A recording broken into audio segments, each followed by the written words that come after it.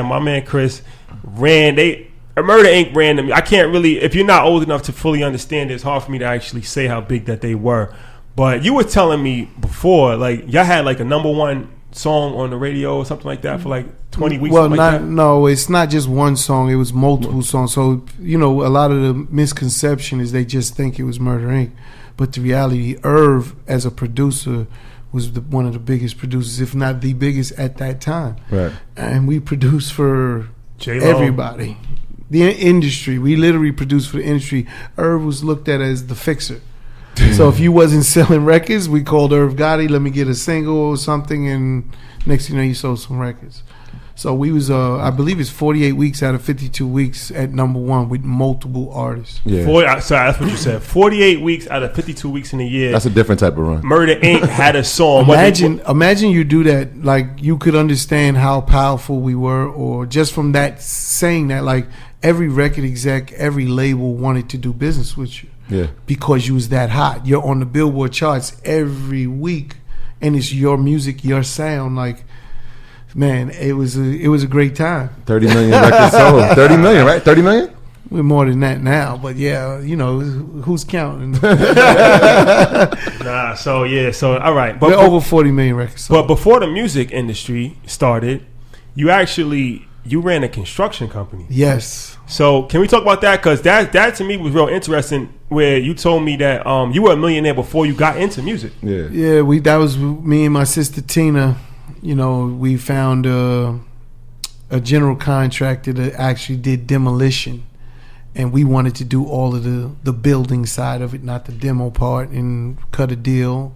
Ken Frolic, Gateway Demolition, that was the name of the company. They're still existing. They're still out there. And he cut a deal, and we was able to bond these jobs. So if you didn't understand what I mean, why you need to be bonded, because you have to have the money for the job in case something goes wrong. So if the job is $5 million, you had to have $5 million, to cover that job, or a bond that would cover it for you, and you had to have the, all the assets that you might need to acquire the bond for you, and we didn't have it at the time. And he cut the deal, and we went on a nice little run with construction. So while you were doing the construction, though, right? Like, so you learned a bunch of trades, right? So you pretty much did everything. Everything. I like to tell everyone, I built everything but a bridge. Right? Think about that. I built high rises, buildings. I did streets. The roads and highways, parks. I mean, there's nothing I really didn't do from a construction standpoint. Right. And we did the concrete side, which is. So if you think of from a dollar standpoint, if there was a job to build a building, the biggest part of that job is the concrete, right? That's the foundation. That's all the walls. That's everything going up, the floors. And that's what we did as a black-owned company. It was crazy. All self-taught? All self-taught. And everything self-taught. Because all right, so you I didn't go to school.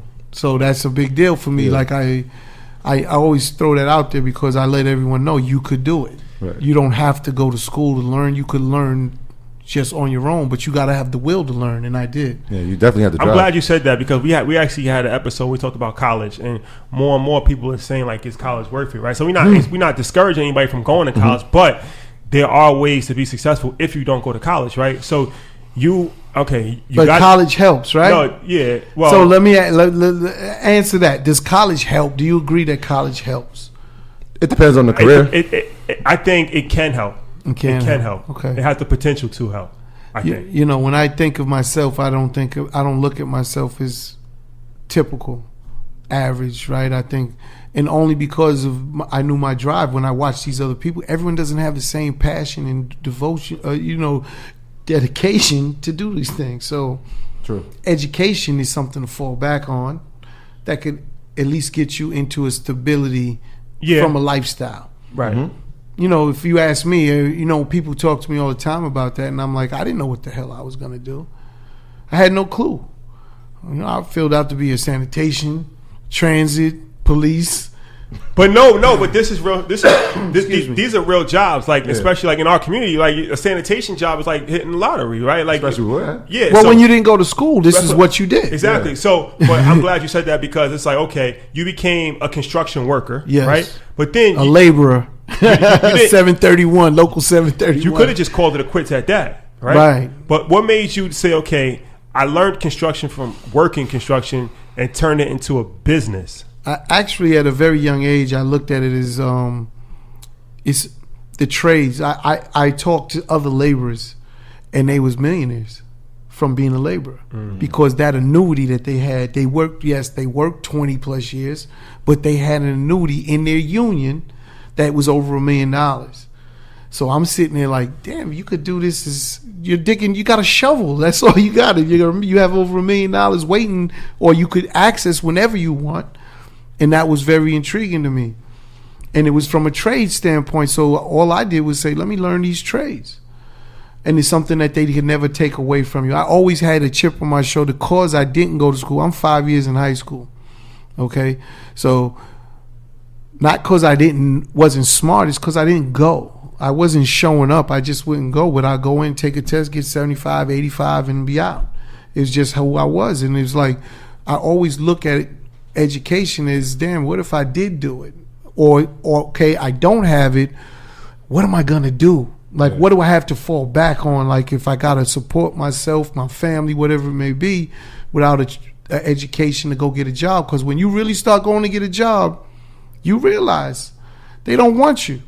Unless you have that piece of paper or you have something behind you. Like when you go out just looking for jobs to pay for your life, there's only a few things that I looked at that you could actually make a really good living without the education. Again, when you talk about police, you could do that with those jobs. Yeah. Like a plumber. Yeah, but a trade. Yeah, well, trade. That's one of the things we stress too. It's like, everybody's not going to go to college. We know that. Right. So we got to. It's not for everybody. It's not for everybody. So we got. It wasn't for me. Teaching kids trades that they can still have a successful life with, and that's the thing that they don't show them. Right. They said like go to college, get a 4-year degree. I'm in education, so like that's a big proponent of it. I'm like I know kids that coming out of high school, they're not going to college, so we got to prepare them for other things. Like construction could be something. Right? Like where we're from, like we said, sanitation is huge. And look, everything you're saying, it resonates with me so strongly because I always wanted to empower my people.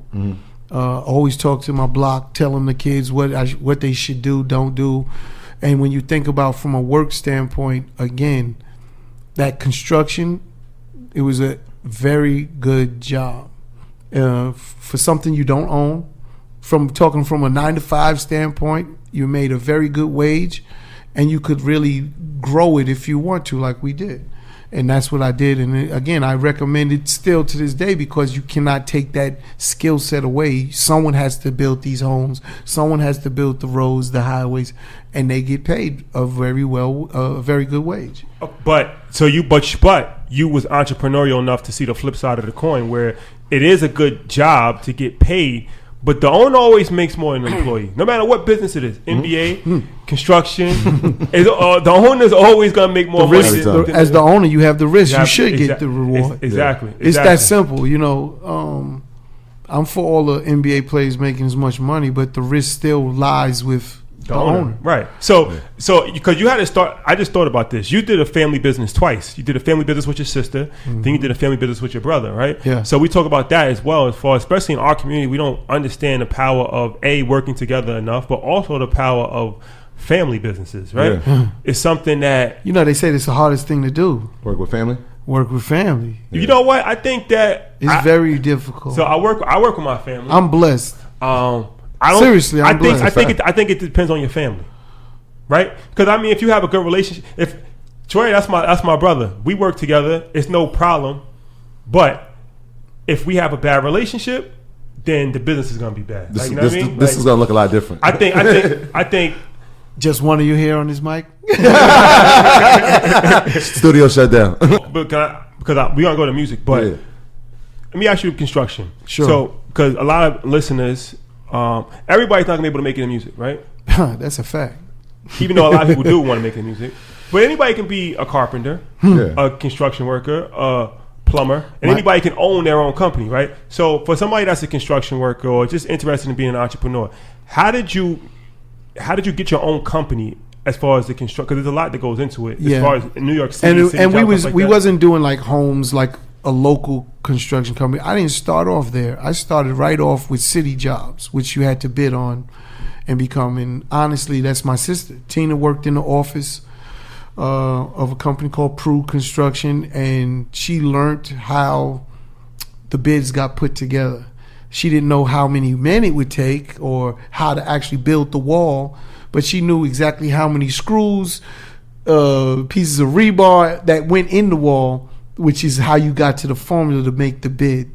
And then she also knew how, which is to me the hardest part of the business, to collect, to know how to do all the paperwork to get to the city offices to make sure they pay you when you finish a portion of the job, because you got paid portion by portion. And one day she just asked me, can you put up a wall, and how many men do you need? And I answered her, and she was like, let's start our own company. Yeah, and the honorable thing is that you didn't just look for anybody to hire. Like, you went back to the community. I went back to my people again and educate them, taught them the trades. But they have to want it. Like, I can't give you that. You have to want it. They give you a job. I had to fire a lot of guys too. That's true. Because they wasn't working. This is business. So if you're not working, I got someone else. And then you started realizing differences, like an older guy that might have kids is way more reliable than that young guy that's ready to go party every night. You got something else. You didn't think about those things at that moment. Now you started looking at that, and I would give the older guy the job before because I knew he had to feed his family. I would do things like that. But I really had an incredible crew of an array of different people. I had just 2 Italians, but the rest was all black or Spanish guys that worked with me. You were saying you got like 40. Yeah, and our height, we was over 42 employees we had. So how do you scale? Like, because I mean, I guess that's a lot of money to start a construction company. Like, how do you scale to that point? So we was blessed, right? And we was smart enough to get that deal done, which was the 50-50 deal, where they put up the bond for the job. We have to bid the job, and we won the first job. It was a Queens Colden Park in Queens.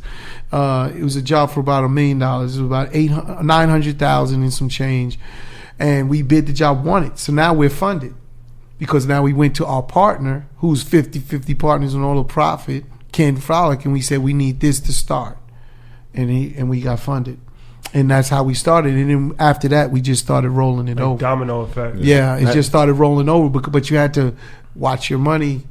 Again, your typical profit margins in the construction world is anywhere between 20 to 30%. So, you're talking about making $180,000 on that $900,000. That's money that we never seen at that, like in one lump. Yeah, but the problem was we had to partner up with Kenny, so he's getting 90 of it, we're getting 90 of it, and then we had to keep going. So it got really hairy. But again, Jay-Z said it, but we all say we never stop. That was the genius part, right? We didn't quit. We just kept going. Yeah. And we kind of got to a point where now, we had a lot of money that was owed, but we're making a lot of money also, and it kind of started going and going. So how long did it take to go from you and your sister to 40 employees? That was 6 years. 6 years. Yeah. Okay. So at that time, at the height of this, right? How much are we bringing in? In the height, our biggest job was almost $40 million, and again, we was making a little bit more than 25% on the money. So you're millionaires. Yeah. And this is in construction. And this is you 30. Tina, my sister, was the first. She was money bags. Tina was the money bags. And you were 31. You told me. Yeah, I had just got into my 30s and then Irv was again. Right. Is this so? That transition was right there in that time frame. This is after Mike Geronimo. This is during Mike Geronimo, and we're still going. So mid-90s. Yeah. Okay. Mid-90s. So people might not know who Mike Geronimo. Mike Geronimo, Blunt Records, TVT, Blunt Records, another label that we started before Murder Inc. Go YouTube that. Independent. Mike Geronimo. We started that and put him out. We had Cash Money Click over there. You got Pitbull. We had Little John. So you have Royal Flush. These were all the artists that was on this little independent label that we started moving with.